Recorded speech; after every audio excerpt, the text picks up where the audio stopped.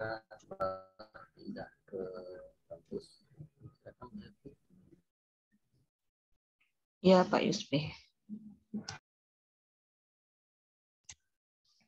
Assalamualaikum warahmatullahi wabarakatuh. Waalaikumsalam wabarakatuh. Bagaimana kabarnya mahasiswa sekalian? Pak Yusfi, baik ya? Oke. Pada pertemuan hari ini kita sudah memasuki pertemuan keempat, di mana kita akan melanjutkan materi selanjutnya dan dilakukan presentasi kelompok ya. Silakan nanti mahasiswa kelas Indralaya memaparkan dan dibuka sesi tanya jawab. Kemudian setelah dibuka sesi tanya jawab baru dilanjutkan lagi untuk pemaparan materi kelas Palembang ya. Apakah ada pertanyaan sebelum kita mulai?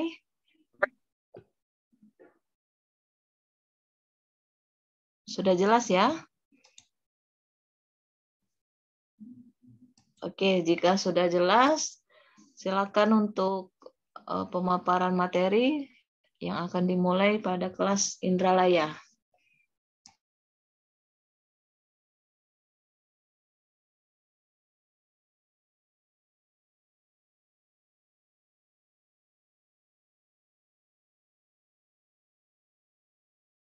Mulai ya, Bu. Ya, silakan. Baiklah, Assalamualaikum warahmatullahi wabarakatuh. Selamat pagi semuanya, selamat pagi Bapak Ibu dosen. Sebelumnya, perkenalkan kami dari kelompok 3 kelas Indralaya ingin mempresentasikan hasil dari diskusi kelompok kami mengenai gaya belajar dan mengajar gaya kognitif respon. Sebelumnya, izinkan saya memperkenalkan anggota-anggota kelompok kami. Yang pertama itu ada saya sendiri, Apriliani Katika Putri sebagai moderator. Yang kedua ada Kak Gandhi Suryatma. Apakah Kak Gandhi sudah ada di dalam Zoom? Sepertinya Kak Gandhi belum ada di dalam Zoom. Selanjutnya di sini ada Saudari Katarina Boru Tampu Bolon. Apakah Katarina sudah ada di dalam Zoom? Hadir, April. Oke, yang terakhir itu ada Wahyu Pratama. Halo, April. Ya, Bu. Halo. Gandhi ini kelas Palembang ya? Kurang tahu, Bu. Tapi waktu di pembagian kelompok ada nama Kak Gandhi, Bu, di kelompok 3. Cari tahu ya, ini kelas Palembang sepertinya ya. Ya, Bu. Oke, lanjut ya. Selanjutnya ada Wahyu Pratama. Apakah Wahyu Pratama sudah ada di dalam Zoom? Baiklah, mungkin belum ada di dalam Zoom. Langsung saja untuk materi yang pertama, yaitu mengenai definisi gaya belajar dan mengajar yang akan dibacakan oleh Saudari Katarina. Kepada Katarina, dipersilakan. Oke, makasih April. Sebelumnya izin off cam, Bu, karena sinyal di sini jelek, Bu, lagi mati lampu. Definisi gaya belajar. Belajar adalah suatu proses usaha yang dilakukan seseorang untuk memperoleh suatu perubahan tingkah laku yang baru secara keseluruhan. Sebagai hasil pengalamannya sendiri dalam interaksi dengan lingkungan, kemampuan yang diperoleh seseorang setelah melalui kegiatan belajar disebut sebagai hasil belajar. Gaya mengajar yaitu dapat diartikan sebagai dimensi atau kepribadian luas yang mencangkup posisi guru, pola perilaku, modus kinerja, dan sikap terhadap diri sendiri serta orang lain. Gaya mengajar adalah ciri-ciri kebiasaan, kesukaan yang penting hubungannya dengan peserta didik, baik materi, strategi, metode, serta media pembelajaran, dan kurikulum yang digunakan. Lebih dari itu, gaya mengajar lebih menekankan suatu kebiasaan serta cara istimewa dari tingkah laku atau pembicaraan guru atau dosen.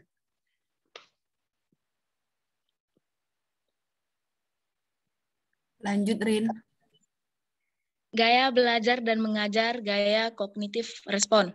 Gaya belajar dan mengajar kognitif adalah gaya belajar aktif yang berfokus pada membantu siswa mempelajari cara memaksimalkan potensi otak. Gaya belajar ini memudahkan siswa untuk menghubungkan informasi baru dengan ide-ide yang ada sehingga memperdalam memori dan kapasitas orientasi siswa. Teori belajar kognitif ialah kemampuan intelektual yang terdiri dari pengetahuan, analisis, penerapan, sintesa, hingga evaluasi. Ketika proses kognitif belajar dapat berjalan dengan normal, maka penyimpanan informasi dan pengetahuan bisa bekerja secara baik ke depannya. Begitu sebaliknya, bila proses kognitif berjalan tidak sesuai aturan, pasti akan terjadi masalah belajar.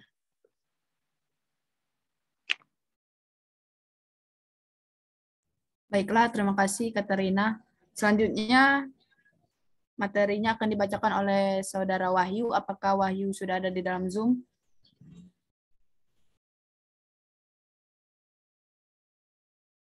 Sepertinya Wahyu belum ada di dalam Zoom. Bisa dilanjutkan, Kat? Oke, Pril.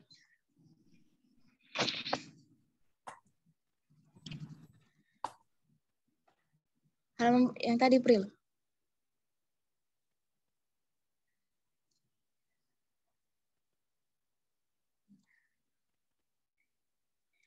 Prinsip belajar dan mengajar kognitif. Prinsip belajar kognitif memiliki beberapa prinsip yang penting di dalamnya. Prinsip tersebut digunakan untuk membuat proses belajar dengan lancar, sehingga murid-murid dapat menyerap pengetahuan dan informasi baru dengan mudah. Prinsip tersebut yaitu lebih mengutamakan proses dibandingkan hasil. Yang kedua, biasa dikenal dengan model perseptual. Yang ketiga, tujuan belajar memiliki hubungan dengan persepsi, tingkah laku, dan juga pemahaman seseorang. Yang keempat, materi pelajaran yang dikemas dalam bentuk komponen kecil akan mengurangi makna. Yang kelima, belajar merupakan suatu kegiatan untuk memperoleh dan mengolah informasi baru, melatih daya ingat, dan aspek kejiwaan. Yang keenam, belajar sama dengan aktivitas yang melatih daya berpikir pada anak. Yang ketujuh, pada proses pembelajaran harus ada keaktifan dan keterlibatan murid di dalamnya. 8. Materi dan proses pembelajaran harus disusun dari yang paling mudah hingga sulit.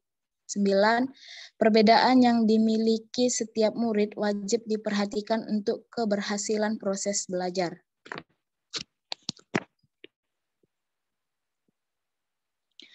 Penerapan gaya belajar dan mengajar kognitif respon. Ada beberapa penerapan gaya belajar kognitif yang wajib diketahui. Dalam penerapan gaya belajar ini memiliki model belajar khusus di dalamnya, mulai dari Gagny, Burner, intelektual Piaget, dan Ausubel. Yang pertama, murid harus aktif. Yang kedua, perhatikan bahan dan metode pembelajaran. Yang ketiga, perhatikan perkembangan kognitif murid. Oke, Pril.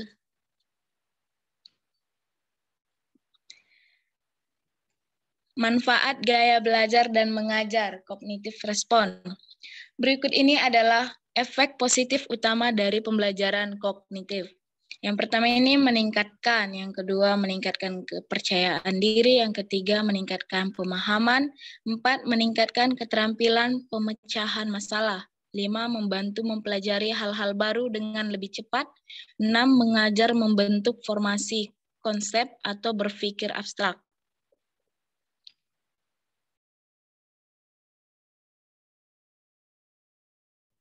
Baiklah, mungkin itulah presentasi yang dapat kami sampaikan. Di sini kami membuka sesi tanya jawab. Bagi teman-teman sekalian ingin bertanya mengenai materi dari kelompok kami persilakan. Izin bertanya, Pril. Silakan, Okta Munawaroh. Baiklah, Assalamualaikum warahmatullahi wabarakatuh. Perkenalkan, nama saya Okta Munawaroh dari kelas Indralaya. Nah, dari gaya belajar dan mengajar gaya kognitif nih, apakah ada kelemahan dalam penerapannya? Jika ada, tolong dijelaskan. Sekian dari saya, terima kasih. Assalamualaikum. Baiklah, terima kasih Dr. Munawaro. Pertanyaannya kami tampung terlebih dahulu. Tolong disematkan di chat pertanyaannya. Selanjutnya, adakah lagi teman-teman yang ingin bertanya mengenai materi kami tadi? Kami persilakan. Izin bertanya, April. Silakan, Jar. Perkenalkan sebelumnya, nama saya Fajar Hari Widodo dari kelas Palembang. Tadi pada slide terakhir itu kan ada manfaat gaya belajar dan mengajar kognitif respon. Pada poin pertama itu ada meningkatkan. Nah, yang kedua ada meningkatkan apa tadi? Belum saya tulis, belum sempat. Nah, yang poin pertama tadi meningkatkan apa ya? Terima kasih. Baiklah, Jar. Terima kasih. Jangan lupa disematkan di kolom chat. Mungkin satu lagi, adakah teman-teman yang masih ingin bertanya mengenai pemaparan kelompok dari kami persilakan.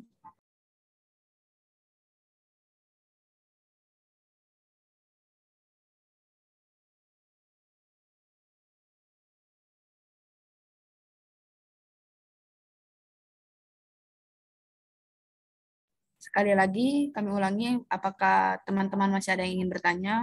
Kami persilakan.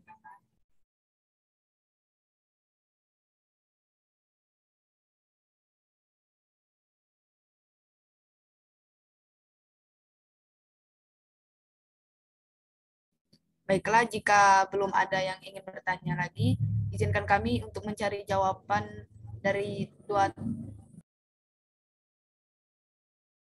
Izinkan kami mencari jawaban terlebih dahulu. Mungkin presentasi bisa kami lanjutkan ke kelompok kelas Palembang. Kepada moderator kelas Palembang, saya persilakan.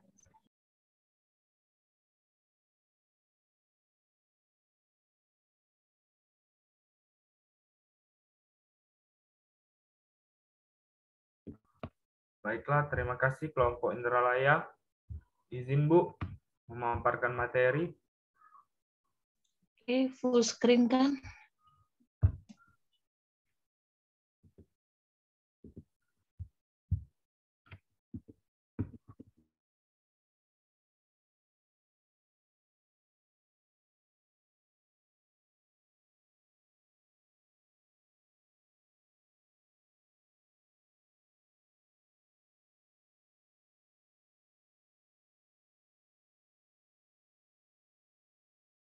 Pembelajaran gaya kognitif respon. Di sini terlebih dahulu saya akan mengenalkan anggota kelompok kami. Yang pertama saya sendiri, Ahmad Muklis Saputra. Yang kedua, Laila Seli Dinata. Apakah ada di dalam Zoom? Ada, Muklis. Baiklah, langsung saja ke dalam materi. Materi pertama akan dibacakan oleh Laila Seli Dinata. Dipersilakan untuk membacakan materi. Terima kasih, Muklis. Gaya kognitif dalam pembelajaran. Salah satu karakteristik siswa adalah gaya kognitif. Gaya kognitif merupakan cara siswa yang khas dalam belajar, baik yang berkaitan dengan cara penerimaan dan pengelolaan informasi, sikap terhadap informasi, maupun kebiasaan yang berhubungan dengan lingkungan belajar. Gaya kognitif merupakan salah satu variabel kondisi belajar yang menjadi salah satu bahan pertimbangan dalam merancang pembelajaran. Pengetahuan tentang gaya kognitif. Halo? Ya, Bu. Tampilnya full screen. Layarnya itu di full kan. PowerPoint-nya. Bisa? Yang ada lambang kayak pasir itu di bawah. Udah nih Bu, udah di full screen nih Bu. Udah ya? Ya. Kok Ibu tampilnya belum ya? Nge-stuck itu mungkin. Bisa diulangi saja share screen-nya, please. Di close, dibuka lagi.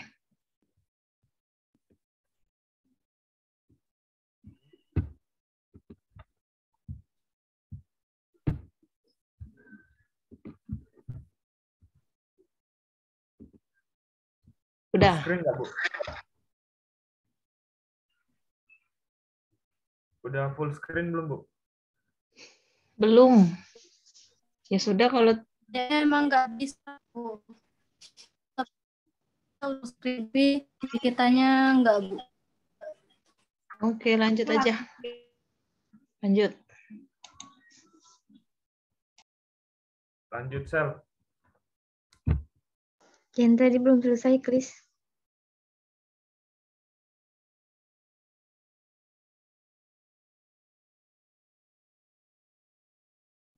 Ini yang pertama.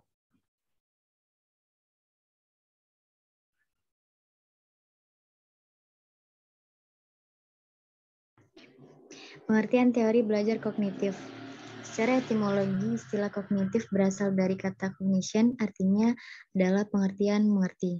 Dalam artian yang luas, cognition adalah perolehan penataan dan penggunaan pengetahuan.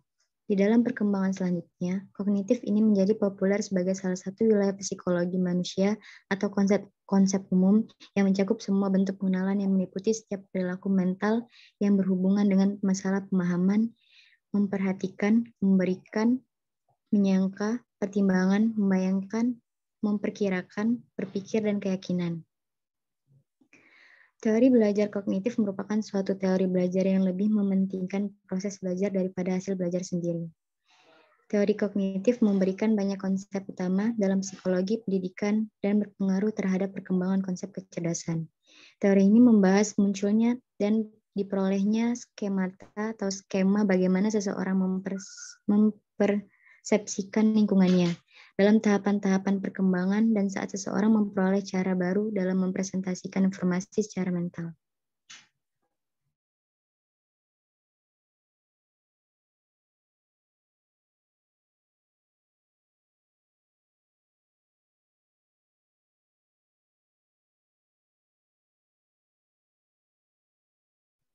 Lanjut, Chris. Udah lanjut belum, Sel? Belum.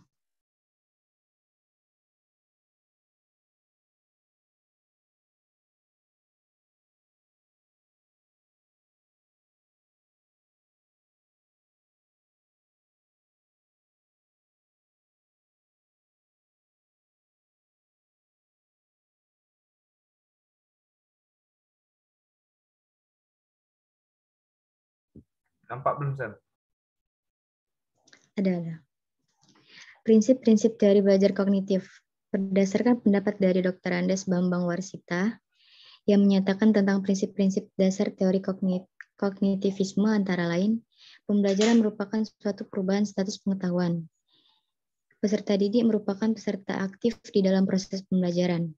Menekankan pada pola pikir peserta didik, berpusat pada cara peserta didik mengingat, memperoleh kembali, dan menyimpan informasi dalam ingatannya. Menekankan pada pengalaman belajar dengan memandang pembelajaran sebagai proses aktif di dalam diri peserta didik. Menerapkan reward and punishment, hasil pembelajaran tidak hanya tergantung pada informasi yang disampaikan guru, tetapi juga pada cara peserta didik memproses informasi tersebut.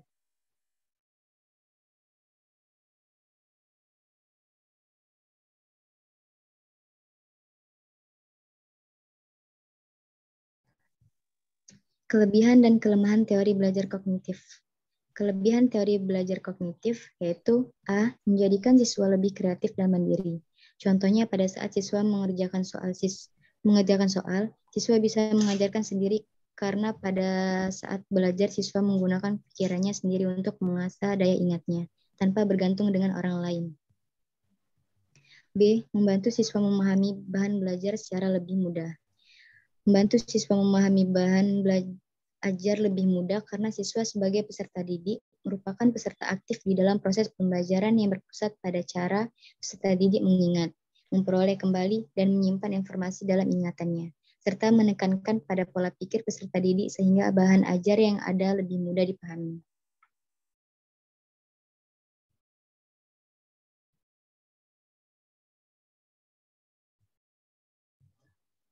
Selanjutnya, kelemahan teori belajar kognitif, yaitu A. Teori tidak menyeluruh untuk semua tingkat pendidikan. B. sulit dipraktikkan khususnya di tingkat lanjut, dan C. beberapa prinsip seperti inteligensi sulit dipahami dan pemahamannya masih belum tuntas.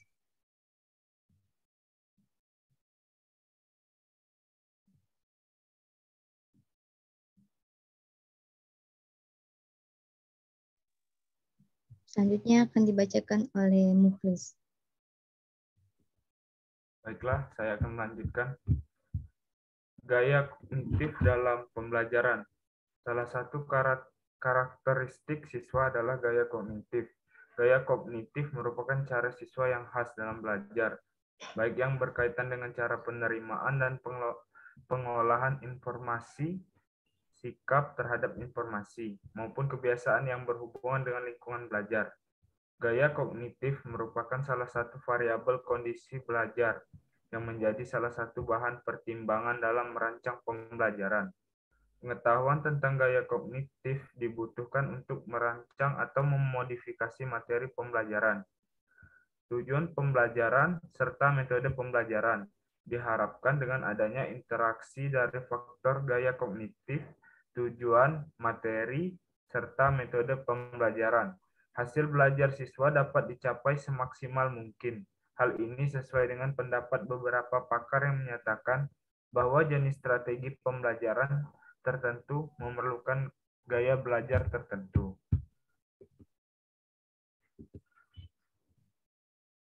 Pengaplikasi teori kognitif dalam proses belajar sebagai upaya meningkatkan prestasi anak didik. Aplikasi teori kognitif pada pendidikan yaitu sebagai berikut. 1. Bahasa dan cara berpikir anak berbeda dengan orang dewasa. Oleh karena itu, guru mengajar dengan menggunakan bahasa yang sesuai dengan cara berpikir anak. 2. Anak-anak akan belajar lebih baik apabila dapat menghadapi lingkungan dengan baik. Guru harus membantu anak agar dapat berinteraksi dengan lingkungan sebaik-baiknya. Bahan yang harus dipelajari anak hendaknya dirasakan baru tetapi tidak asing. 3. Berikan peluang agar anak belajar sesuai tahap perkembangannya. 4. Di dalam kelas anak-anak hendaknya diberi peluang untuk saling berbicara dan diskusi dengan teman-temannya. 5.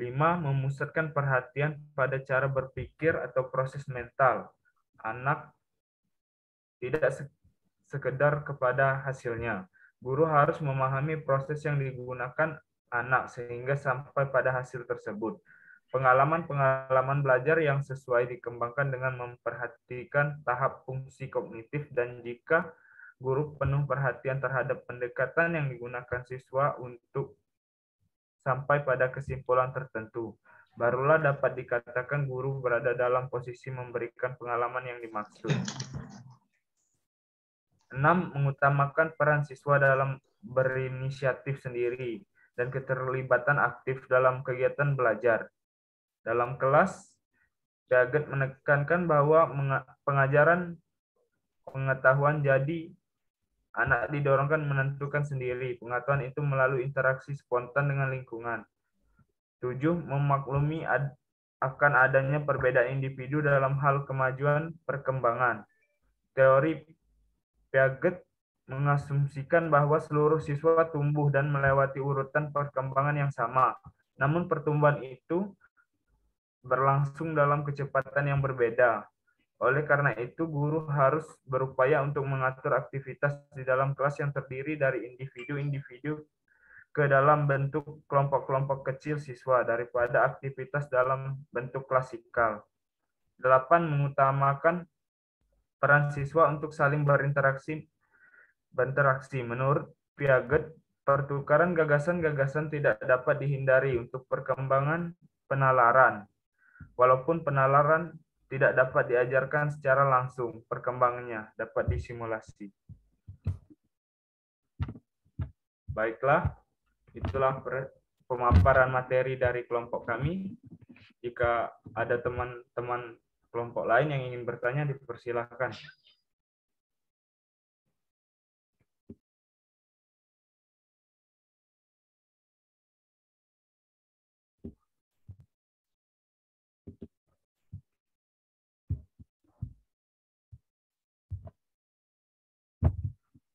Untuk teman-teman sekalian, adakah yang ingin bertanya?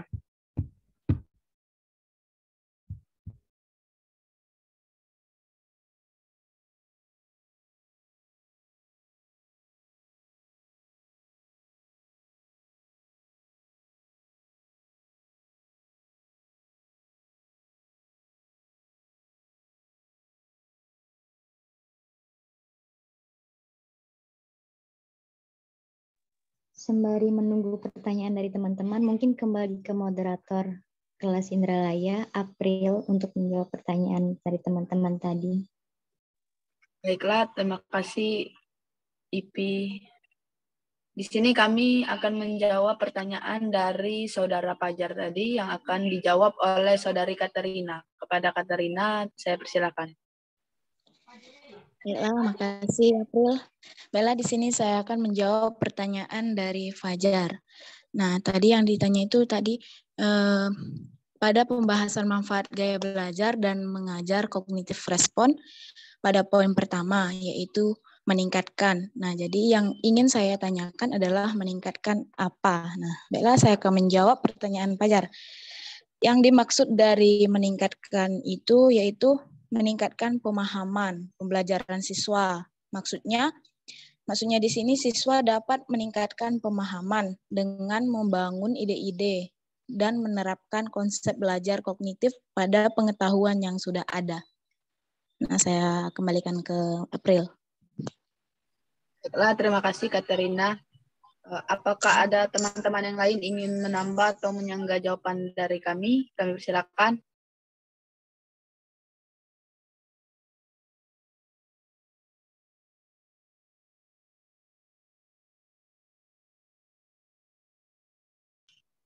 Baiklah, jika tidak ada, saya kembalikan lagi kepada Fajar. Apakah jawaban dari kelompok kami bisa diterima? Oke, terima kasih April. Baiklah, terima kasih Jar. Selanjutnya di sini saya akan menjawab pertanyaan dari Saudari Okta Munawaro.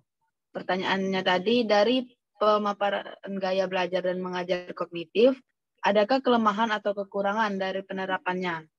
Nah, tentu saja memiliki kelemahan. Kelemahan itu diantara lain yang pertama, teori tidak menyeluruh untuk semua tingkat pendidikan. Kelemahan yang kedua, sulit dipraktikkan, khususnya di tingkat lanjut. Dan kelemahan yang ketiga yaitu beberapa prinsip seperti inteligensi sulit dipahami dan pemahamannya masih belum tuntas. Baiklah, di sini apakah ada teman-teman yang ingin menyanggah atau menambahkan jawaban dari kelompok kami persilahkan.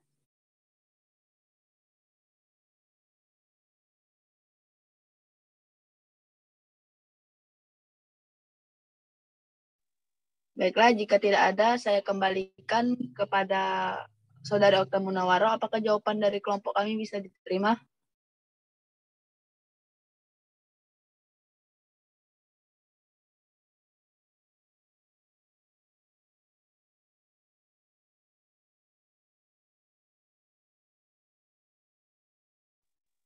Kami ulangi, apakah Saudari Okta Munawaro bisa menerima jawaban dari kelompok kami? Baiklah, terima kasih April atas jawabannya. Baiklah, terima kasih Okta Munawaro. Di sini kedua pertanyaan sudah kami jawab. Mungkin ada lagi teman-teman yang ingin bertanya mengenai pemaparan kelompok kami tadi. Kami persilakan. Izin bertanya April. Silakan. Sampai tadi Feby ya, Pep? Iya. Ya, Pep. Silakan, Pep. Oke, baiklah. Sebelumnya, selamat pagi semuanya. Selamat siang. Perkenalkan, nama saya Feby Kristiani Manurung dari kelas Indralaya. Di sini saya ingin bertanya mengenai pemaparan yang telah disampaikan oleh kelompok April. Nah, di penerapan gaya belajar dan mengajar kognitif respon. Yang pertama itu kan murid harus aktif, perhatikan bahan dan metode pembelajaran. Ini aja, aku langsung nanya ya. Di era pandemi seperti ini, belajar mengajar kan menjadi daring. Nah, bagaimana atau apa sih inovasi dari kalian sebagai calon pengajar yang dapat diterapkan di dalam gaya belajar kognitif nantinya? Kan kita tahu nih, di era pandemi yang daring seperti ini tuh, murid-murid tuh jadi lebih tidak aktif, lebih banyak mood Zoom gitu. Nah, seperti itu. Baiklah, itu saja. Terima kasih.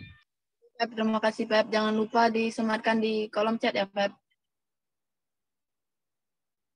Mungkin saya kembalikan lagi kepada moderator kelas Palembang untuk membuka sesi tanya jawab. Kepada IP, saya persilahkan.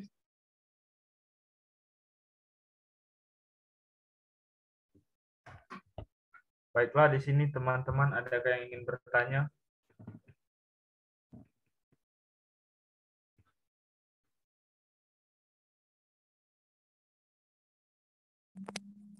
Izin bertanya untuk kelas Palembang.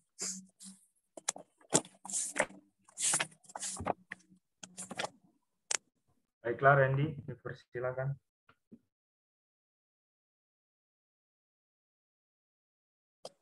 Oke, perkenalkan nama saya Randy Abdurrahman dari kelas Indralaya. Di sini saya ingin bertanya, mengapa gaya belajar dan mengajar itu kognitif disebut dengan gaya belajar aktif yang berfokus untuk membantu siswa mempelajari cara memaksimalkan potensi otak? Oke, terima kasih. Jangan lupa pertanyaannya, Ren, disematkan di kolom chat. Oke, siap. Baiklah, di sini teman-teman, apakah ada lagi yang ingin bertanya?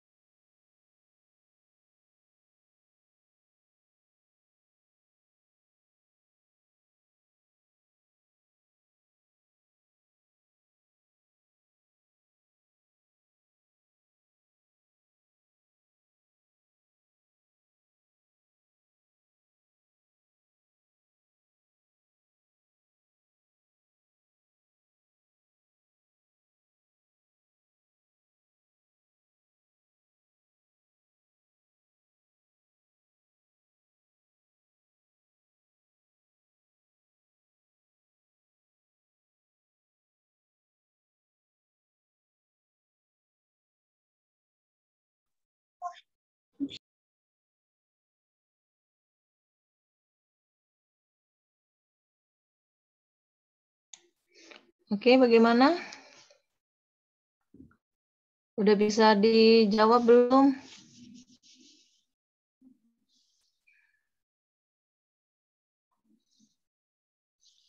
Tolong yang lain juga menambahkan ya.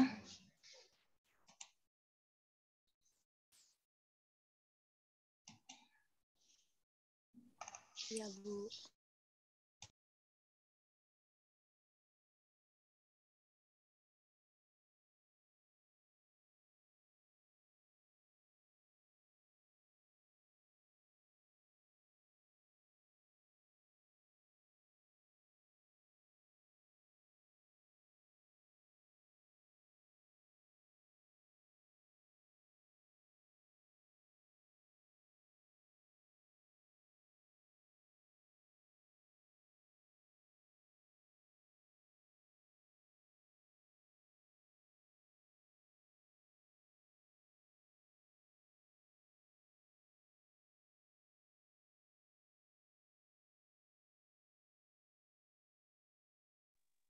Baiklah, izin menjawab pertanyaan dari Feby tadi mengenai pada era pandemi seperti ini, bagaimana inovasi yang Anda buat untuk diterapkan pada gaya belajar kognitif agar murid menjadi lebih aktif. Nah, sebagaimana kan yang kita ketahui bahwa gaya belajar dan mengajar kognitif itu adalah gaya belajar aktif yang berfokus pada membantu siswa mempelajari cara memaksimalkan potensi anak. Nah, bagaimana inovasi kami untuk sebagai calon guru untuk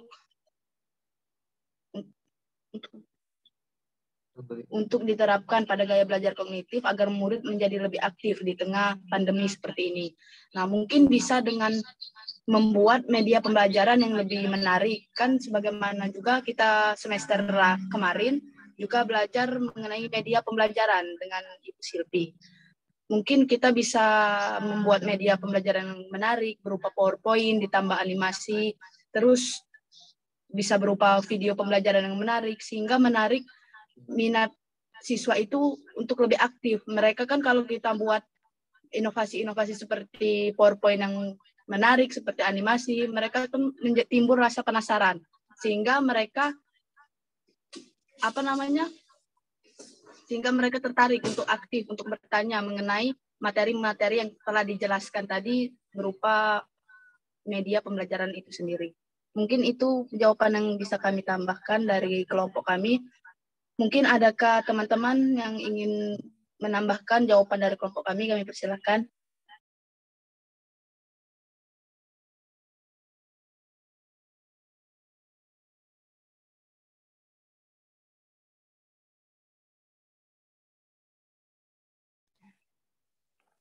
Izin menambahkan jawaban atau berpendapat Silakan dari bawah. Terima kasih April waktu dan kesempatannya. Jadi pertanyaan Feby tadi kan pada era pandemi seperti saat ini bagaimana inovasi yang Anda buat untuk diterapkan pada gaya belajar kognitif agar murid menjadi lebih aktif. Jadi di era pandemi sekarang pembelajaran dilakukan secara daring, yaitu tidak bisa bertatapan muka, sehingga ada yang menjelaskan bahwa tidak efektif kalau belajar daring. Tapi kita sebagai guru tentu memiliki inovatif tersendiri untuk memberikan pembelajaran yang baik. Seperti kita ketahui, pembelajaran kognitif itu kan gaya belajar aktif seperti yang sudah dijelaskan April, di mana media pembelajarannya harus kita buat dengan sekreatif mungkin agar anak-anak sendiri, peserta didik, dapat turut tidak bosan untuk menyimak pembelajaran. Nah, dari komponen pembelajaran kognitif ini ada pemahaman, memori, penerapan. Dari 3 pemahaman tersebut kan bisa kita lihat dari penerapan yang dosen berikan kepada kita selama pembelajaran daring, yaitu dosen memberikan pemahaman mengenai proses pembelajaran, misalnya di pelajaran voli memberikan pemahaman mengenai voli itu apa, bagaimana, kemudian memori seperti menanyakan kembali, diperdalam, kemudian ke tahap 3 itu penerapan, di mana kita membuat video agar proses pembelajaran itu lebih menyerap lagi. Jadi menurut saya pembelajaran di kurikulum 2013 itu wajib untuk diterapkan. Terima kasih. Itu saja jawaban yang dapat saya berikan. Kembali ke moderator. Baiklah, terima kasih Saudari Wawa atas tambahan jawabannya. Mungkin apakah masih ada teman-teman yang lain untuk menambahkan atau menyanggah jawaban dari kami atau dari Wawa tadi? Kami silakan.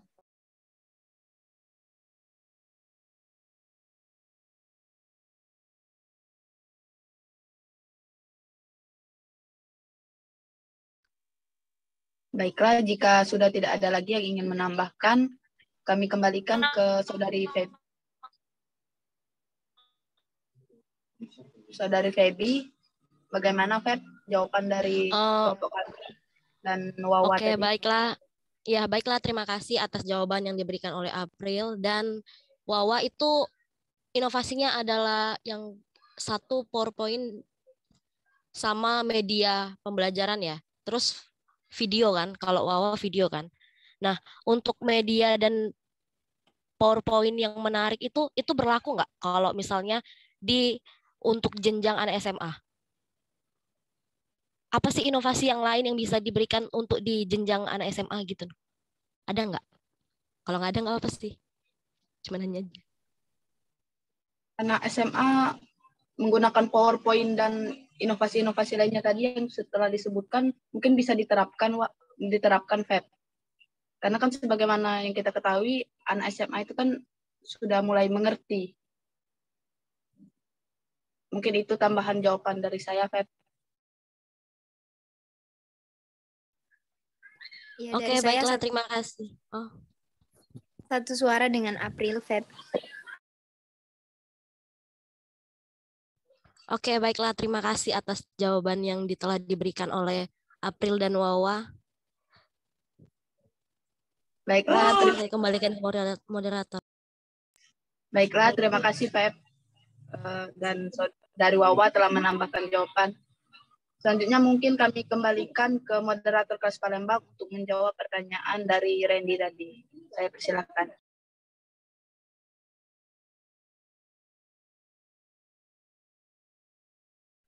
Oke, baiklah. Terima kasih Aprilia. Izin Ahmad Muklis menjawab pertanyaan dari Randy.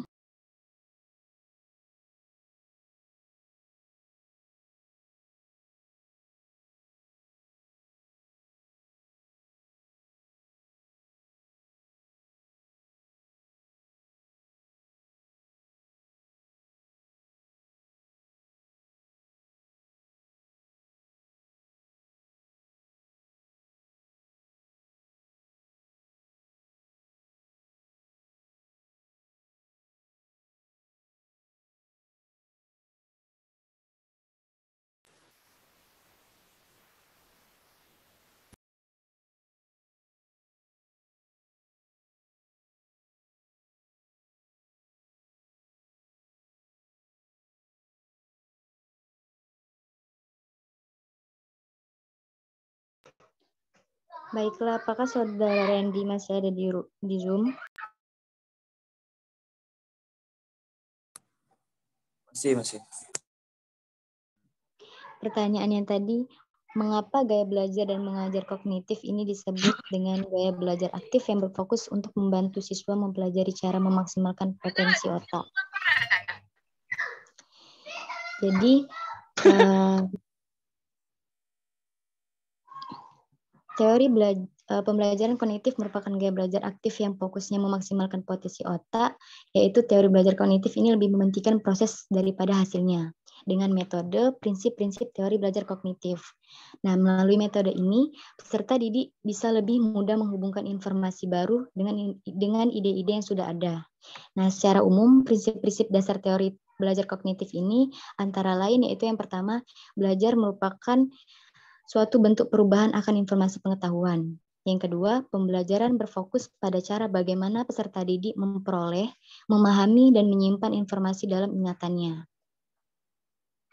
Yang ketiga yaitu pembelajaran menekankan pada proses berpikir yang kompleks. Yang keempat, Kegiatan belajar mengajar melibatkan keaktifan peserta didik untuk membangun pengalaman belajar. Serta yang terakhir itu ada hasil pembelajaran tidak hanya bergantung pada informasi yang diberikan guru, tapi juga pada cara peserta didik memproses informasi tersebut. Mungkin sekian jawaban yang dapat saya sampaikan. Apabila teman-teman ingin menyangga atau menambahkan, dipersilakan. Izin sebentar, itu moderator. Tadi kan ada yang pertama itu ada metode yang harus diterapkan. Nah, itu metode yang seperti apa? Dan bagaimana cara berpikiran yang secara kompleks tadi? Oke, terima kasih.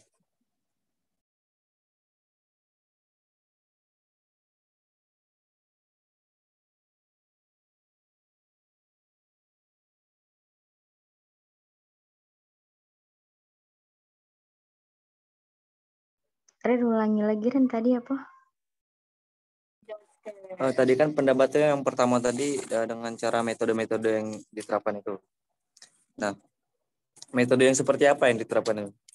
Dan juga yang ketiga tadi ada berpikir secara kompleks. Nah, berpikir yang secara kompleks itu berpikir yang seperti apa juga?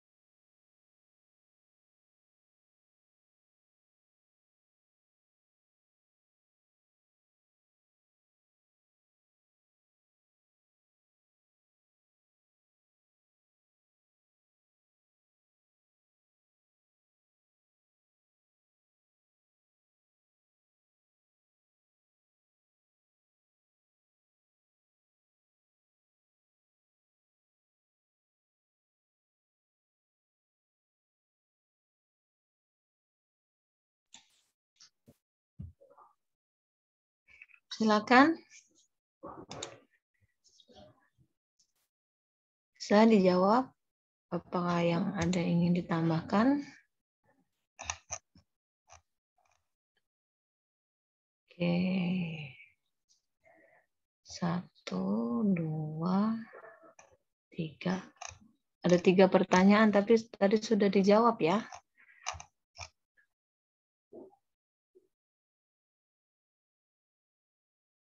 Halo.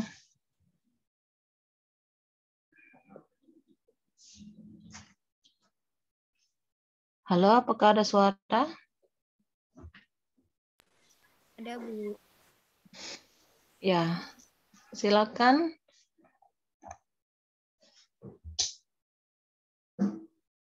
Dijawab.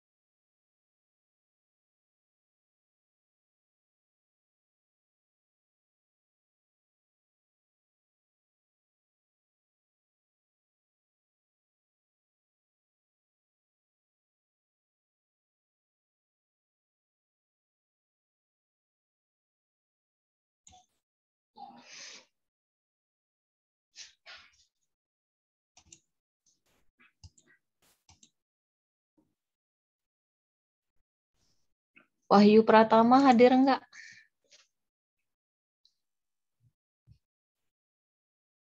Wahyu Pratama, kelas Indralaya, apakah hadir di Zoom?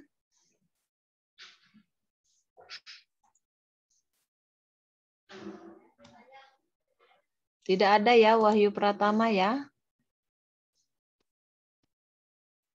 Oke. Katarina BR Tampu Bolon. Hadir, Bu. Ya. Bisa dijawab, Katarina? Maaf sebelumnya, Bu, untuk pertanyaan dari kelas Indralaya udah semua dijawab, Bu. Yang sekarang itu pertanyaan untuk kelas Palembang, Bu. Iya, nggak apa-apa. Kan materinya sama, ya kan? Ya kalau bisa saling bekerja sama aja, gitu. Atau materinya sama ya, nggak apa-apa. Bisa dibantu.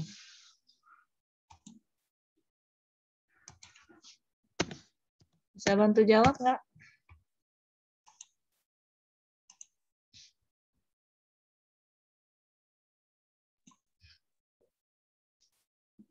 Halo, Katarina? Ya, Bu. Ya, bisa bantu jawab? Nah, bentar ya, Bu.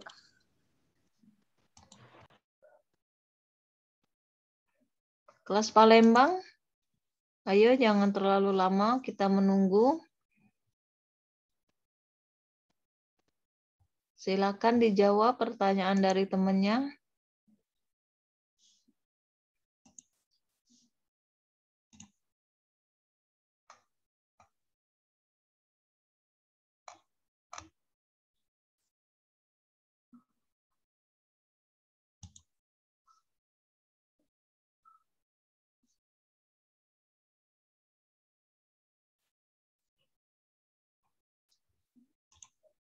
Halo.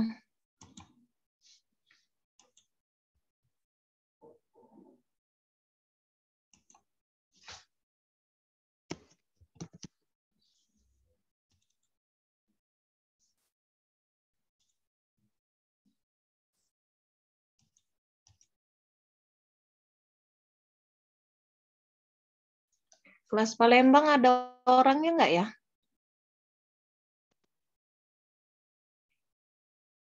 Kelas Palembang apakah ada orangnya? Kelas Palembang?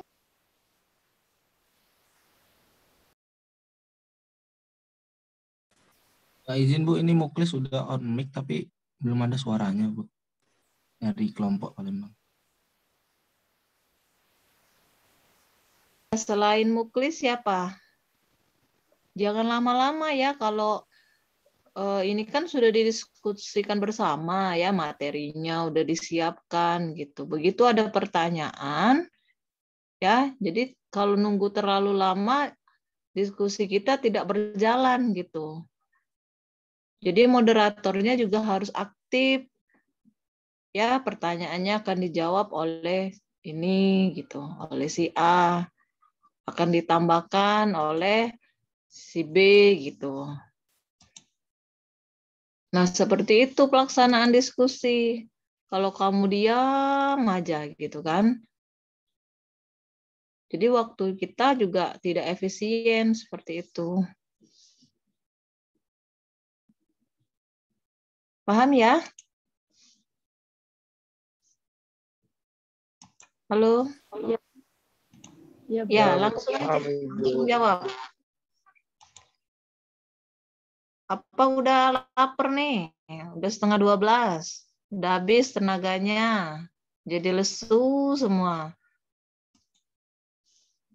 Ya harus semangat ya. Oke, kita lanjut.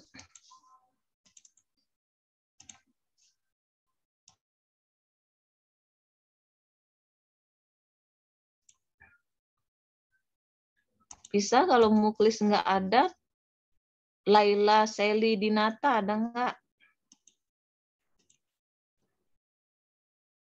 Laila.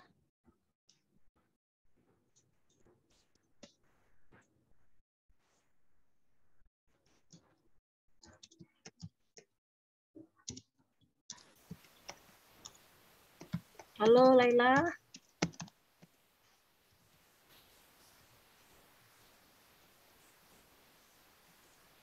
Laila.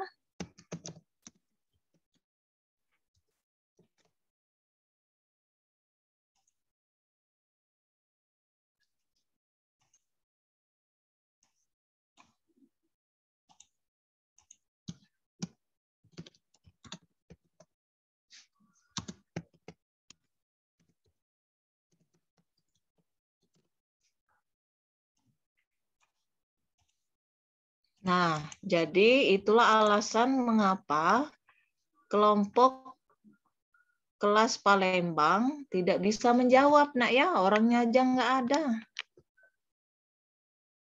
Ahmad Muklis ada, hadir, gitu. Laila nggak jawab.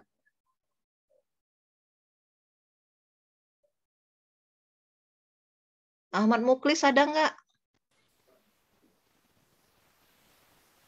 Ahmad Muklis?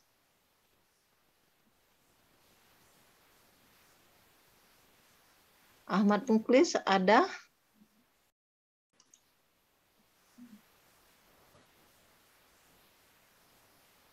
Nah, muncul baru orangnya. Kemana kamu? Sinyalnya ya? Muklis? Nah, suara Muklis ini nggak ada ya. Di sebelah kamu siapa Muklis?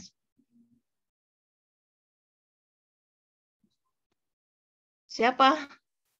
Kasih temannya itu ke akun Zoom-nya.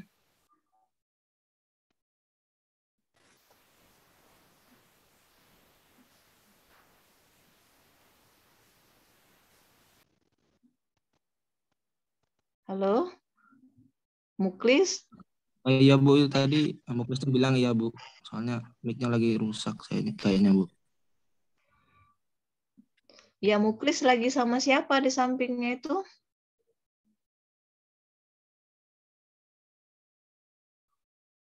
Di samping Muklis ada siapa? Coba diketik Muklis supaya kamu bisa minjem akun Zoom-nya. Oh, abang kamu ya? Oke. Laila ada nggak? Laila?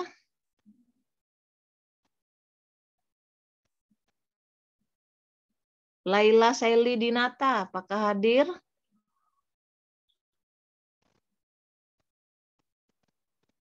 Ini ada ya. Laila Seli Dinata ini ada loh di Zoom.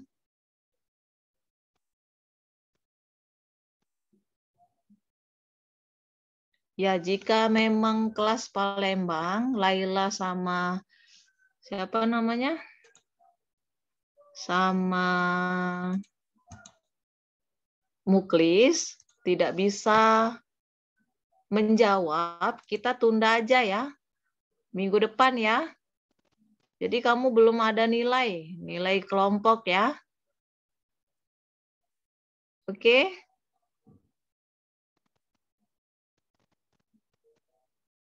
Ya, silakan mahasiswa, apakah ada yang ingin ditanyakan lagi? Nanti kita skip dulu pertanyaan yang ditujukan untuk Laila dan Ahmad Muklis ya. Kita tunda untuk pertemuan berikutnya. Bisa dipahami mahasiswa sekalian? Bisa, Bu. Nah ya. Ada pertanyaan lagi nggak? Apakah ada pertanyaan terkait tentang gaya kognitif respon?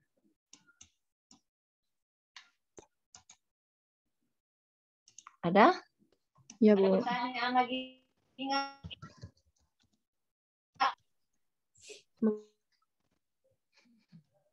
Mengapa Ada?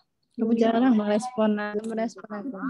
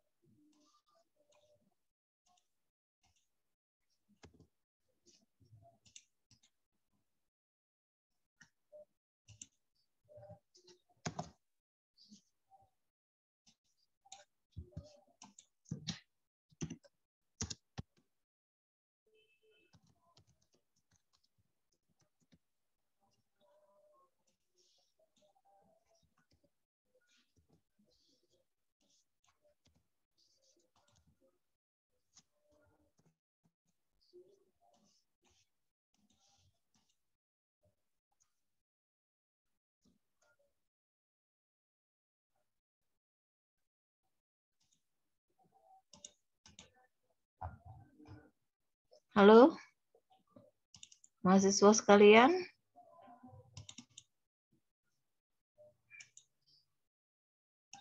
Tidak ada lagi yang ingin ditanyakan, Nak?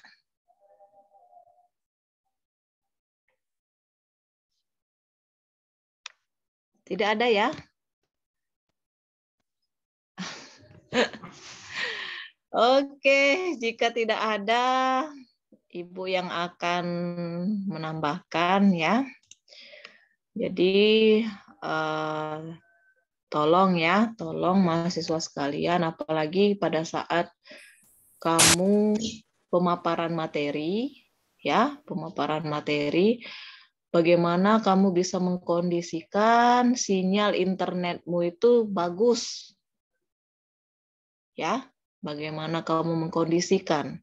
Jika kamu takut di kosan kamu atau di rumah kamu, begitu ya, sinyalnya jelek pada saat kamu akan memaparkan materi, alangkah baiknya jika kamu ke kampus atau mencari tempat yang hotspotnya kenceng, yang bagus, ya, pada saat kamu akan presentasi, karena akan dinilai.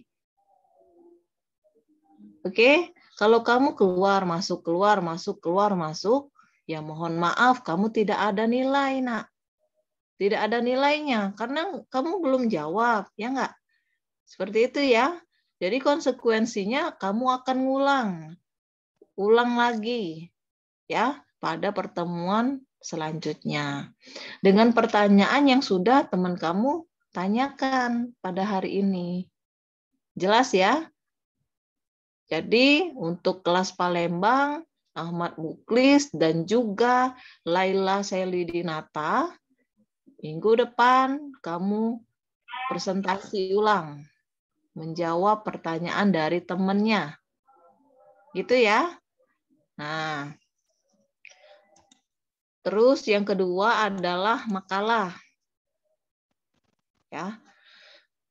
Tolong diperhatikan seperti yang sudah diutarakan oleh Pak Giartama, ya, sama Pak Heri Yuspi pada pertemuan selanjutnya. Makalah itu tidak boleh, Nak, kamu anggap remeh. Oke? Karena apa? Dari penulisan makalah itulah akan mencerminkan bagaimana pemikiran kamu, terutama kelompok. Ya, di situ kelihatan masih ada yang pakai blogspot, masih ada yang tahunnya jadul. Kalau tahunnya jadul itu, ya, contohnya tahun 1991, 1999, pokoknya yang kepala satu itu sudah jadul. Untuk di perguruan tinggi, ya, kamu harus menggunakan referensi 10 tahun ke belakang. Artinya 2022, sekarang kan 2022, Nak, ya, dikurangi 10 tahun, artinya 12 tahun. Nah, jadi kalau kamu ingin mengutip referensi dari sumber, ya, dari buku, dari e-book, dari jurnal, itu dimulai dari tahun 2012. Ya, nggak usah pakai blogspot. Carilah buku yang 2012 ke atas, 13, 14, sampai dengan 2022. Itu juga, ya, penulisan makalah juga dinilai. Kalau kamu asal jadi, oke, kena semua itu, ada 3 orang. 3 orangnya dengan nilai yang sama. Jadi banyak sekali, ya, penilaian di dalam pemaparan materi. Oke? Nah, jadi tolong diperhatikan betul, ya, mulailah untuk mata kuliah apapun itu tidak usah kamu gunakan blogspot. Mengapa, Bu, blogspot tidak boleh dipakai? Satu, ya, pendapat seseorang yang dicantumkan di blogspot, ya, www.blogspotwahyutogar.com misalnya. Wahyu mengatakan bahwa belajar itu sepanjang hayat. Contoh, ya kan? jam 10:11. Jam 10:12 Wahyu Togar bisa merubah lagi definisi dari pengertian belajar. Seperti itu. Oleh sebab itu tidak diperbolehkan. Karena pendapatnya apa? Berubah-ubah. Gitu. Jelas ya? Oke. Nah, kalau kamu kebiasaan dari mengerjakan tugas seperti itu ya, menggunakan blogspot, nanti akan terlihat pada saat kamu menyusun skripsi, proposal penelitian. Ya, pakai blogspot coret. Apalagi kamu dapat Bu Silpi, Pak Gi, Pak Yuspi, dan dosen yang lain dicoret. Kelihatan kalau kamu tidak belajar waktu kuliah. Tidak belajar dari pengalamannya sebelumnya. Begitu ya. Oke, jadi kamu cari aja buku sekarang kan. Kalau nggak punya uang misalnya, bisa gunakan buku elektronik. Cari aja di situ. E-book, belajar pembelajaran, keluar. Atau buku ajar, gitu, dan lain-lain. Pakai yang itu, nak. Ya, pakai yang itu. Nah, kemudian ya, tadi makalah udah nih. PowerPoint.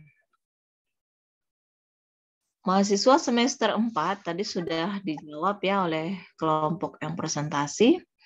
Kamu sudah mendapatkan mata kuliah media. Dosennya ya kamu tahu siapa kan? Di situ ya kamu membuat PowerPoint kan sudah tahu nak. Kalau saya lihat ini pasti teman saya tertarik nih. Ya, tulisannya jangan di copy paste semua. Jadi kamu satu slide itu penuh copy paste. Emang nggak bisa dikasih panah, ya nggak dikasih kotak, ya kan? Biar apa? Biar yang baca itu enak gitu. Kalau tadi kan full, ya full copy paste, pindahkan kata-katanya tadi copy paste lagi gitu. Jadi tidak ada variasi. Nah di PowerPoint itu banyak nak jenisnya. Nggak mungkin lah ya ibu ajarin ya nggak. Kamu kan lebih pintar dari ibu kalau ahli IT semuanya gitu kan. Gunakan itu PowerPoint ya. Warna-warni, gambar. Kalau ada video nak, lihat bagaimana belajar kognitif itu. Tampilkan videonya. Ya kan? Kan tadi sudah dijawab. Inovasi apa yang kamu lakukan jika pembelajaran itu pembelajaran daring dilakukan secara online? Tadi sudah dijawab. Ya kan? Nah, dengan menambahkan animasi. Enggak ada tapi yang kamu buat animasi itu, ya Kak? Ya kan? Enggak ada video. Jadi, sebenarnya mahasiswa Ibu tuh sudah tahu teorinya gitu. Menurut Ibu ya. Namun, kamu belum mempraktekannya gitu. Kamu sudah tahu, yang benar ini supaya pembelajaran itu memberikan inovasi, kita sudah ada namanya Makroflash, ya kan?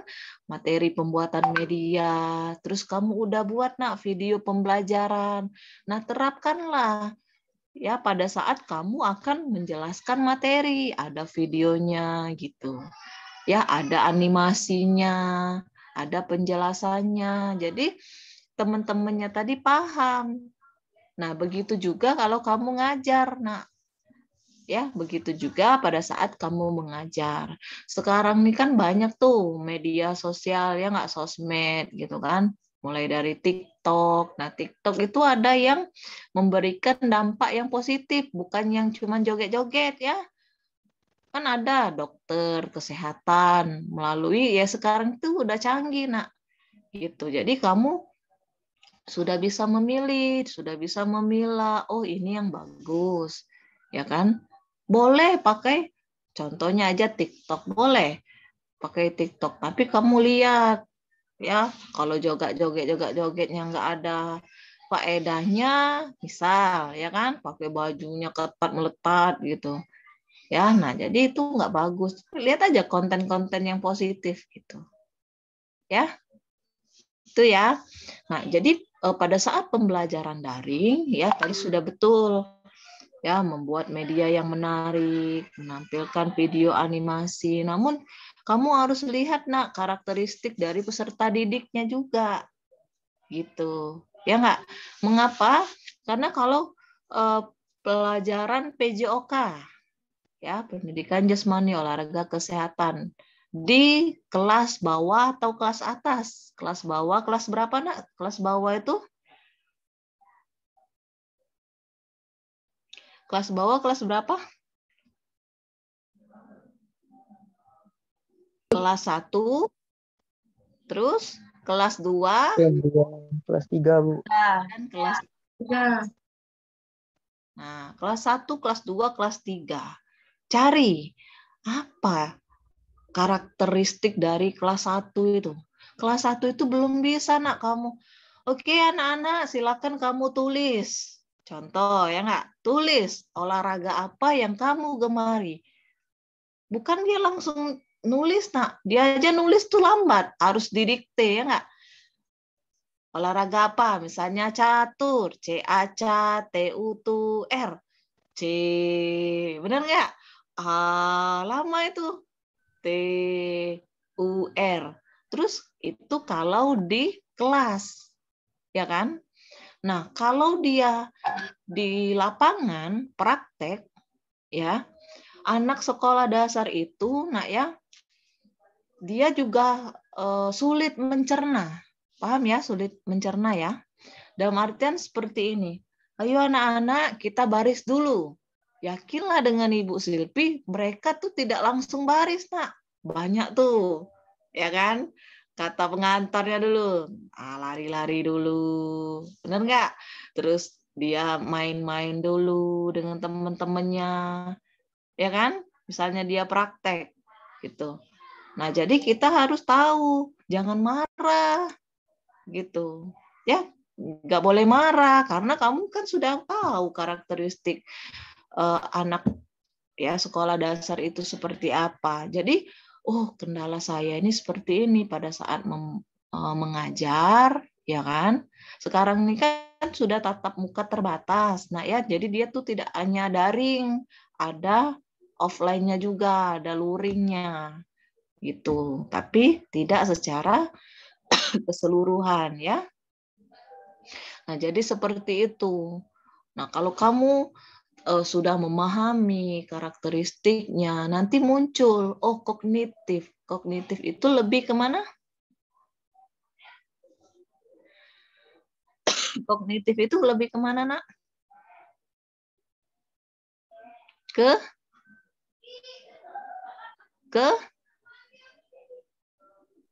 memahami, Bu. Ya, memahami, lebih ke pengetahuan, memahami. Nah, unsur kognitif juga, ya kan? Kamu juga tahu, nak, yang Ibu utarakan tadi. Anak sekolah dasar, apalagi kelas 1 itu tidak semuanya bisa menulis. Tidak semuanya bisa membaca. Benar nggak? Ya kan? Ada yang sudah bisa nulis, ada. Nah, tapi itu kalau kita persentasekan ya, dari 100% itu, yang tidak bisa menulis itu ada 40-50%, setengah-setengahnya. Ya, karena apa? Ibu punya pengalaman juga ya, sebelum Ibu mengajar sekarang, Ibu pernah ngajar SD. SD-nya kelas 1 lagi. Ya kan? Nah, disitulah awal mulanya Ibu mempraktekkan ilmu di perguruan tinggi, ngajar betul ya di semester 7 waktu Ibu masih kuliah, ngajar anak SD kelas 1.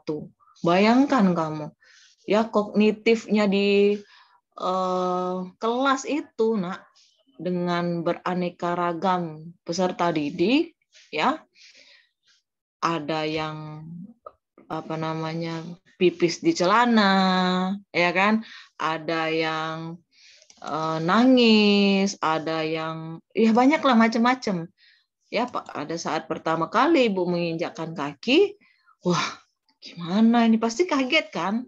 Pasti kaget. Coba kalau kamu nggak percaya ya, kamu pengen merasakan betul ada pengalaman.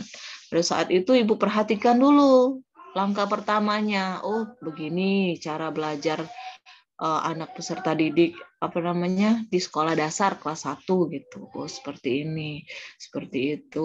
Oh oke. Gitu kan. Nah, pendekatannya juga kita juga beda gitu. Ya, kelas 1, kelas 2 tuh sama tuh 1, 2. Kelas 3 tuh lumayan lah ya, ada sedikit kemajuan gitu. Nah, kalau di kelas 1, kelas 2 itu sulit, Nak. Kamu nanti nangis lagi ya nggak kelas 1. Waduh gimana ini gitu kan, kondisi di kelasnya gimana, dia nggak bisa nulis gitu. Jadi ya pelan-pelan kita ya, pelan-pelan. Oh kita kan pasti sudah tahu Nak, misalnya jumlahnya 20 orang nih. Pada saat pertama kali kamu akan mengajar tuh kelihatan, oh yang ini udah bisa ngomong, ya kan, udah bisa baca. Oh yang ini belum bisa. Ya, dia bisa bicara tapi dia belum bisa nulis. Ya kan? Oh, yang ini pendiam. Oh, yang ini memang fokus perhatian ke kita gitu. Ya. Nah, dengan kita tahu kondisi di lapangan, di kelas, ya, kita bisa menerapkan untuk belajar kognitif yang tepat itu ke peserta didik itu seperti apa. Gitu. Kelas 2. Ya, kelas 5-6 juga udah pernah Ibu, 5-6 itu. Nah, agak lebih mudah lagi Ibu ya. Kalau kelas 1-2 tuh harus ekstra betul. 5-6 itu udah bisa diajak ngobrol ya, dia omongin ini dia bisa nyambung gitu. Ya kan? Nah, kalau ngajar di SMP bagaimana Bu? Ibu udah pernah juga di SMP, apalagi di SMA ya. Di SMA itu waktu praktek lapangan PPL dapat di SMA 1 gitu.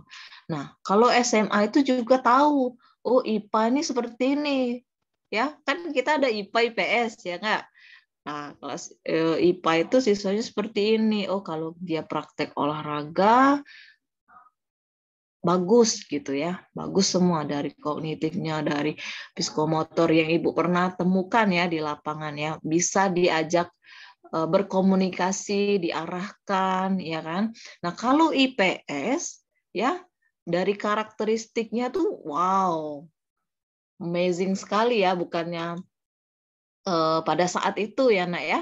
Pada saat itu ke IPS itu super ekstra lagi. Ya, kenapa? Karena satu, usia antara guru dengan siswa itu tidak terlalu jauh, jadi kayak kakak adik, ya nggak? Nah, dulu kan Ibu masih usia berapa ya gitu ya, 20 gitu, apa 22, 21 gitu kan. Nah, bagaimana caranya? Nah, jangan sampai kamu pada saat akan mengajar, ya kan, walaupun di kelas itu harus tunjukkan gitu. Kamu punya kognitif dulu, Nak. Kamu punya pengetahuan yang akan kamu ajar, baru kamu terapkan. Ya, makanya seorang guru itu ya sebelum kamu akan mengajar itu harus belajar. Harus belajar dulu. Ya, harus belajar. Oh, materinya tentang ini. Jadi saya harus tahu dulu. Oh, kalau ini bertanya saya bisa jawab. Begitu. Nah, belajar kognitif ini juga di tingkat satuan pendidikan, nah ya. Jika siswa itu tidak bisa menjawab kognitif ini ya. Kamu lontarkan pertanyaan. Ananda Alfat nggak bisa jawab. Ya, misalnya. Terus Ibu sebagai guru Ananda Alfat, apakah kamu bisa menjawab? Diam aja gitu kan. Kamu bodoh sekali ya Ananda Alfat. Nah, jangan. Tidak boleh sekali, Nak. Kalau ranah apapun itu, mau afektif, kognitif, psikomotor, ya jika siswa itu tidak bisa menjawab, Coba Wahyu Togar. Wahyu Togar, coba kamu jawab pertanyaan Ibu. Nah, Ya, Bu. ya, misal Wahyu Togar udah bisa jawab, tapi jawabannya salah. Wahyu Togar, kamu nih nggak belajar apa? Misalnya, ya kan? Ah, salah itu jawabannya salah.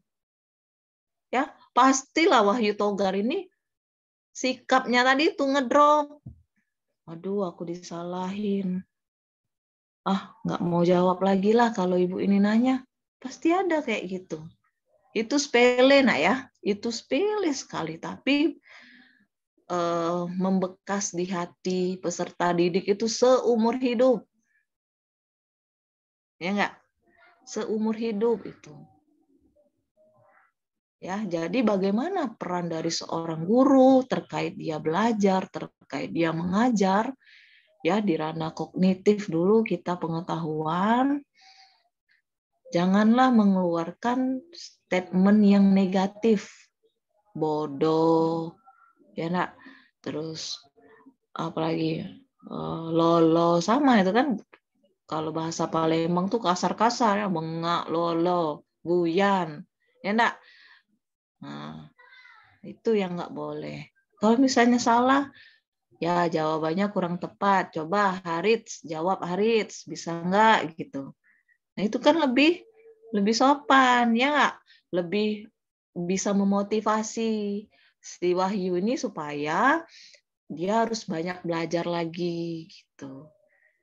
Itu ya. Nah, kognitif. Terkadang sesuatu yang kecil, nah ya, itu akan berdampak besar, nak.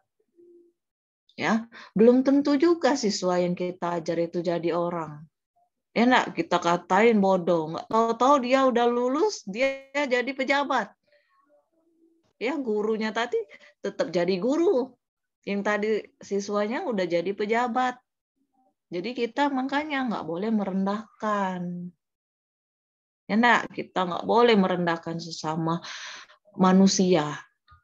Itu sih kalau pesan Ibu ya, terkait tentang kognitif. Karena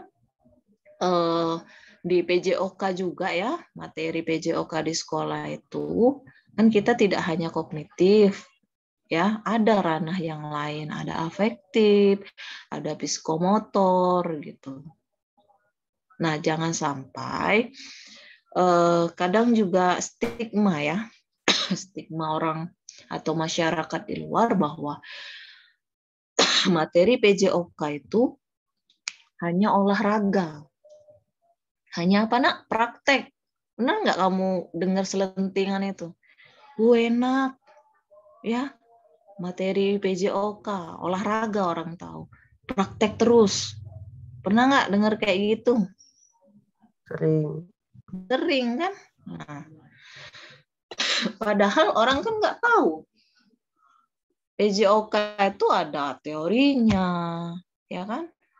Nggak mungkin langsung praktek kita ya, nggak mungkin. Karena kalau K13, kalau dia 3 JP, biasanya 1 JP itu penerapannya di dalam kelas. Pemberian kognitifnya ya 1 jam pelajaran tadi. 2 jam pelajarannya kapan, Bu? Pada saat nanti di lapangan. 1 JP udah selesai, ya 2 jam pelajarannya praktek. Itu. Kalau yang sebelum pandemi ya, sebelum COVID. Ya. Jadi seperti itu. Nah, kamu ya harus menanamkan itu. Nah, bagi yang laki-laki khususnya ya, jangan main tangan. Tahu main tangan ya, ringan tangan. Jangan apa ya? Kanji, tahu kanji ya? Bukan tepung kanji, bukan. Kanji itu apa ya? Apa bahasa Indonesianya kanji itu? Genit. Apa? Genit, Bu, genit. Genit. Genit, jangan genit gitu. Ya bahaya kalau kamu yang laki-laki, karena kan banyak sekali kasus sekarang ini ya, khususnya yang dialami oleh guru atau dosen gitu. Pendidik lah, tenaga pendidik. Nah, berasal belum pernah mendengar kalau guru perempuan itu yang kanji ya, pegenit gitu. Ya, biasanya yang guru laki-laki. Oke? Nah, tuh. Terus kognitif juga, nak ya. Tadi sudah Ibu kasih saran-saran, nanti akan ditambahkan oleh Pak Heri Yuspi, tapi Pak Heri Yuspi nggak ada ya sepertinya ya. Benar nggak? Ya, nggak ada Pak Yuspinya. Apa Pak Yuspinya sholat ya? Apa nggak tahu Ibu, nggak apa-apa lah. Tapi mohon maaf Ibu masih batuk-batuk dikit ya. Jadi kalau di setengah jalan Ibu batuk, ya tolong kamu dengari aja ya, nggak menular ya. Iya, Bu. Nah, ya seperti itu. Nah, ya jadi untuk pertanyaan tadi udah dijawab, udah sangat bagus sekali ya. Dan juga untuk meningkatkan kognitif itu juga kan di akhir setiap pertemuan itu ada tahap evaluasi. Nah, disitulah peran seorang guru ya kan bisa mengevaluasi, oh ternyata Wanda ini ya dari ranah pengetahuannya belum mencapai sesuai dengan tujuan pembelajaran. Nah, oleh sebab itu ya untuk meningkatkan segi kognitif dari siswa tersebut, berikan dia penugasan, ya kan? Berikan penugasan dengan cara ya dia belajar dari rumah, ya kan? Setelah itu, nah baru pertemuan selanjutnya kamu ulas sedikit, ya kamu ulas sedikit akan pengetahuan itu, karena di ranah kognitif ini nak sekarang sumber belajar itu sudah sangat banyak sekali, ya sudah sangat mudah untuk diakses, ya kan? Tidak sulit lagi nyari buku, ya buku LKS. Nah LKS itu juga pasti setiap sekolah itu ada kebijakan. Mungkin belum online ya LKS itu ya, masih cetak ya kalau buku lembar kerja siswa ya. Jadi maksud Ibu yang referensi buku pegangan gitu. Nah, ya. Kemudian juga gaya belajar. Nah, gaya belajar kognitif ini ya kan, ini ada pertanyaan dari Feby, agar murid menjadi lebih aktif. Nah, lebih aktif itu kan udah ketahuan tuh ya. Ya, misalnya Desi hanya diam saja setiap bukan perkuliahan, pembelajaran ya maksud Ibu ya. Setiap pembelajaran Desi ini diam aja, temennya unjuk tangan misalnya ya, nggak unjuk tangan gitu mau jawab. Kenapa ya Desi ini ya kok diem gitu. Nah kamu pancing gitu nak, ya nggak? Desi gimana Desi? Apakah kamu tahu nak tentang ini misalnya? Dia tidak bisa menjawab gitu. Karena ya karakter orang tuh beda-beda ya. Ada yang dia tuh sebenarnya tahu jawaban itu. Ya. Nah, Desi ini malu-malu, takut orangnya. Ya kan? Padahal pinter. Nah, itu sering sekali nak terjadi. Sering sekali terjadi. Jadi kamu bisa katakan ya untuk masalah menjawab, tenang ya. Kita masih belajar. Jadi kalau salah itu nggak jadi masalah. Kita luruskan bersama gitu. Jadi kan lebih enak gitu ya. Terus timbulkan motivasi siswa gitu. Ya kan? Nah, kalau dia masih takut, ya masih tidak aktif, ya kan? Ya berarti sasaran kamu itu ya lebih nanti ditunjuk ke dia, baru yang ke aktif gitu. Jadi sebenarnya itu harus tahu dulu kondisi di kelas seperti apa, karena memang nggak seluruh siswa nak ya di dalam kelas itu aktif semua, enggak. Ya. itu pasti kamu berdiri aja di depan kelas, ya nggak, berhadapan dengan siswa, tuh udah tahu, oh ini, ya, oh ini Resi berdua dengan kembarannya di sebelah misalnya ya nak, nah itu ya kognitif. Nah kognitif juga pasti beriringan dengan apa nak biasanya kognitif itu? Dengan afektif. Ya, dengan afektif, beriringan dia. Tuh kamu kayak mau ini ya, mau demo, afektif gitu. Nah, ya kalau kognitifnya dia bagus, afektifnya itu kelihatan, nak. Tapi tidak selalu harus seperti itu. Ada yang kognitifnya bagus, sikapnya enggak. Ada, ya.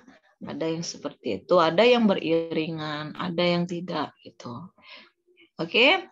Ya, jadi itulah ya yang bisa Ibu Silvi tambahkan. Pak Yuspi ada nggak ya? Pak Yuspi tadi ada ya? Sekarang masih hilang. ada Bu di sini.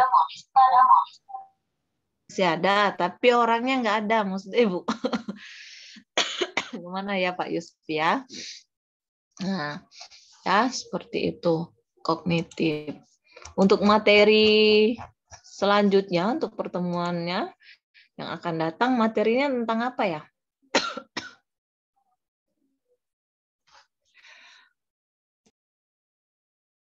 Apa nak materi selanjutnya nak? Pertemuan selanjutnya?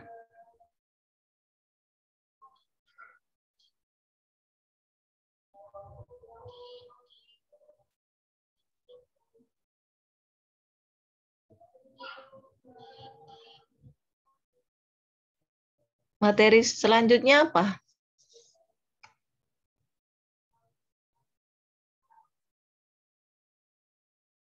Bisa dilihat? Gaya belajar.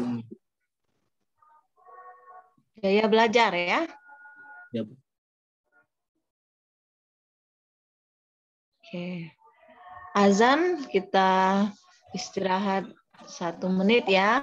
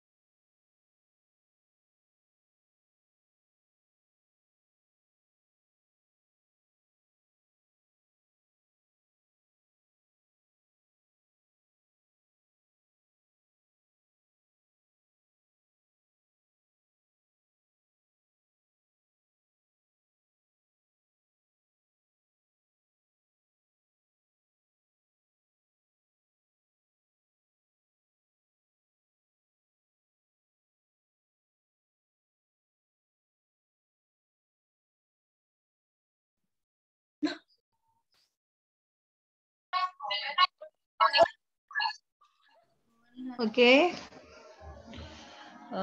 Pak Yuspi. Pak Yuspi ada nggak ya? Tidak ada ya Pak Yuspi. Ya, jika tidak ada Pak Yuspi, tidak apa-apa. Pak Gi tadi mohon maaf karena listrik di rumah Bapak mati ya. Jadi memang terkendala sinyal. Ya, cukup sekian mahasiswa sekalian untuk pertemuan kita pada siang hari ini.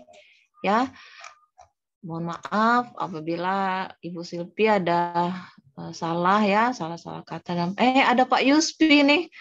Mohon maaf ya, belum Ibu tutup dulu. Halo Pak Yuspi. Pak Yuspi. Halo.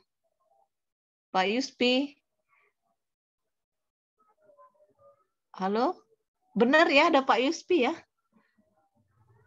Iya, Bu. Tapi kayaknya jaringan terkendala jaringan juga. Halo Pak Yuspi. Untuk keluar kayaknya, Bu. Oke.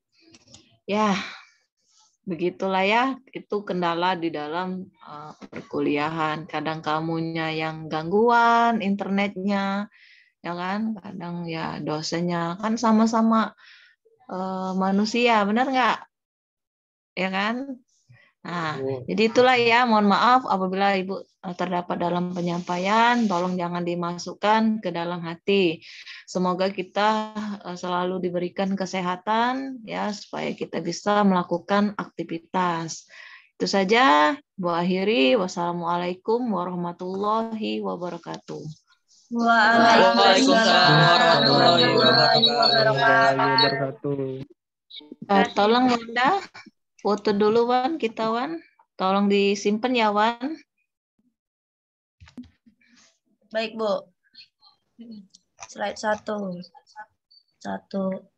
2, 3. Bentar Bu. Tuh.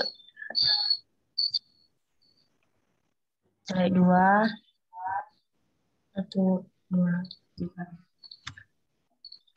Slide 3, 1, 2, 3. Sudah, Bu. Oke. Silakan ditutup recordingnya, Wanda.